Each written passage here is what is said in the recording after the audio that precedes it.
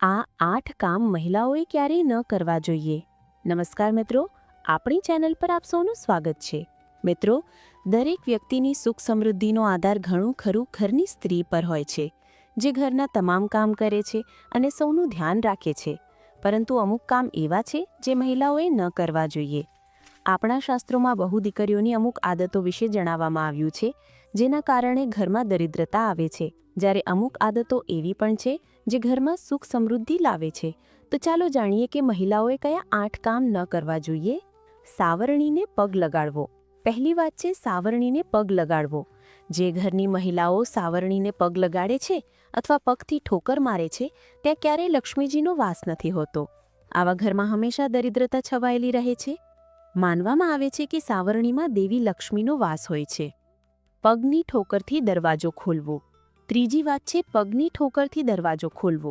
જે ઘરની મહિલાઓ પગની ઠોકરથી દરવાજો ખોલે છે કે બંધ કરે છે, ત્યાંથી પણ ધનની દેવીમાં લક્ષ્મી નારાજ થઈ જાય છે.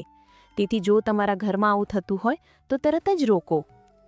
ઉંબરા પર બેસીને ભોજન કરવું. આ અશુભ માનવામાં આવે છે. રાત્રે એઠા વાસણ રાખવા. જો રાત્રે રસોડામાં એઠા વાસણ રાખીને સૂઈ જાય છે તો આ ગરીબીને આમંત્રણ આપવા જેવું છે. આવું ન થવા દો. ઘરમાં સુખ શાંતિ માટે અઠવાડિયામાં એકવાર સમુદ્રી મીઠાવાળું પોતું કરવું જોઈએ. આવું કરવાથી માં લક્ષ્મીની કૃપા બની રહેશે. સાંજે કચરો વાળવો. સાંજના સમયે કચરો વાળવો અશુભ માનવામાં આવે છે. મોડે સુધી સૂવું. 7મી વાત છે મોડે સુધી સૂવું. જો કોઈ ઘરની મહિલાઓને મોડે સુધી સૂવાની આદત હોય તો તે ઘર અને પરિવાર માટે અશુભ હોઈ શકે છે. મોડે સુધી સૂવાવાળી સ્ત્રીઓ પોતાના પતિ અને સાસરી પક્ષના લોકોની નિષ્ફળતાનું કારણ બને છે. આંગણું સાફ ન કરવું.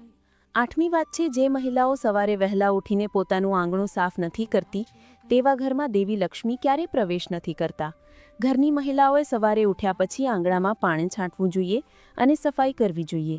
ત્યારબાદ રંગોળી બનાવીને દેવી લક્ષ્મીનું સ્વાગત કરવું જોઈએ.